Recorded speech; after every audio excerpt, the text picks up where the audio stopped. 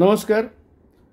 संपूर्णपणे भाजपचा वरचष्मा दाखवणार आम्ही जे सांगतो आहे तेच खातं किंवा तेवढीच मंत्रीपद घ्या, याहून जास्त मिळणार नाही, अशी एक प्रकारे ताकीद देणारं म्हणजे आजचं कॅबिनेट एक्सपान्शन म्हटलं पाहिजे.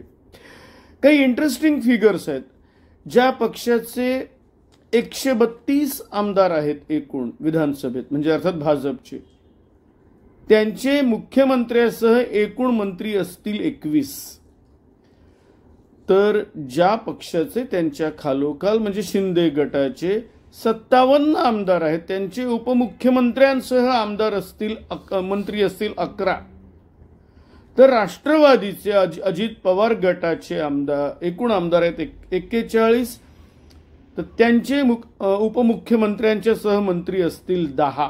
म्हणजे 21 आणि 10 31 अधिक 11 42. 3 जागा बरोबर व्हॅकंट ठेवून हे तिघही पक्ष आपापल्या नाराज लोकांना चुचकारण्यासाठी तुमच्याकरता एक जागा राखीव आहे, आम्ही संधी मिळेल तेव्हा तुम्हाला देऊ, असं सांगत ते सर्वांना ठेवू शकतात. केवळ या कारणासाठी तिघांनीही एक एक आपली जागा रिकामी ठेवलेली आहे. भाजपनी अगदी गणेश नाईक, राधाकृष्ण विखे पाटील म्हणा, पंकजा मुंडे यांच्यासारख्यांना घेताना आकाश फुंडकरला घेत आपल्याकडे सुद्धा वंश परंपरा आहे याचाच दाखला दिलेला आहे. अर्थात यात नवल काहीच नाही. स्वतः देवेंद्र सुद्धा एक प्रकारची वंश परंपराच आहे. मी सतत नेहमी माझ्या लेखात आणि व्हिडिओमध्ये सांगत असतो की मुळात भाजपमध्ये सुद्धा वंश परंपरा आहे. फक्त फरक इतकाच आहे, काँग्रेसची वंश परंपरा अगदी टॉप लेव्हलला नेहरू इंदिरा गांधींच्या पासून सुरू होत असल्यामुळे तिचा जास्त गवगवा होतो.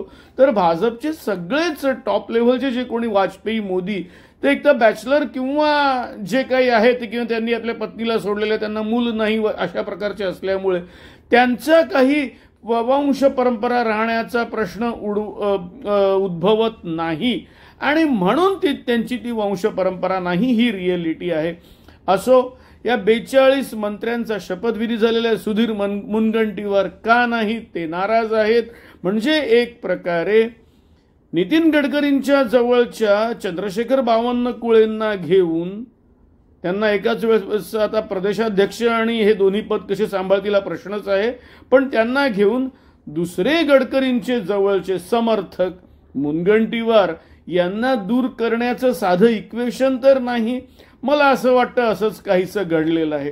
एक लक्षात घ्या, या पूर्ण कॅबिनेटमध्ये 33 कॅबिनेट मंत्री आहेत. संजय राठोड सारखे 5व्यांदा निवडून आलेले, मधल्या एका प्रकरणात अडकलेले ते तर आहेतच, पण एकूण 33 कॅबिनेट मंत्री याच्याकरता इम्पॉर्टंट आहेत की जी काही 36 जिल्हे आहेत, तर जवळपास प्रत्येक जिल्ह्याचा पालकमंत्री हा कॅबिनेट मंत्रीच असेल, हे लक्षात घ्या. त्याच्यामध्ये यवतमाळ जिल्ह्याचा मी जरा थोडासा उल्लेख करतो, जो संजय राठोडचा केला होता. तसंच इंद्रनील नाईक म्हणजे मनोहर नाईकांच्या नंतर एका मोठ्या गॅप नंतर, जवळपास 10 वर्षांच्या गॅप नंतर आता पुन्हा नाईक हे नाव मंत्रिमंडळात येत आहे पहिल्यांदा. महाराष्ट्राला 2 मुख्यमंत्री देणारं ते घराणं आहे. 1952 पासून आज तागायत म्हणजे 2024 पर्यंत पुसद मतदारसंघातून निवडून आलेले एकच घराणं, एकमेव व्यक्ती आहे ती म्हणजे नाईक परिवारातली. पक्ष मात्र भलेही कोणताही असू दे, असं ते एकमेव घराणं आहे किंवा एकमेव कॉन्स्टिट्युएन्सी आहे. असो, आता खरी चुरस असेल ती खाते वाटपात, पण त्यातही काही फारसं घडेल असं मला वाटत नाही. आम्हाला तुमच्या ताटात कोणता पदार्थ वाढायचा आहे हे देवेंद्र फडणवीस आणि त्यांच्या बरोबरच्या भाजपच्या संघाच्या कोटेरींनी आधीच ठरवलेलं आहे.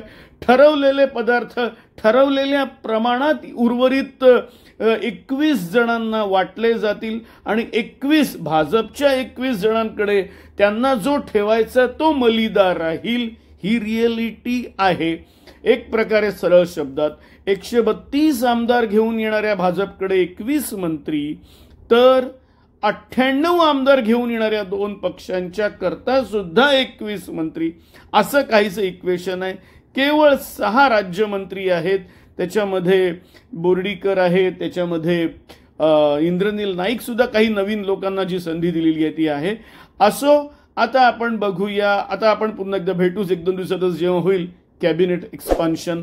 आपण माझ्या व्हिडिओला लाईक करा, सबस्क्राईब करा. धन्यवाद.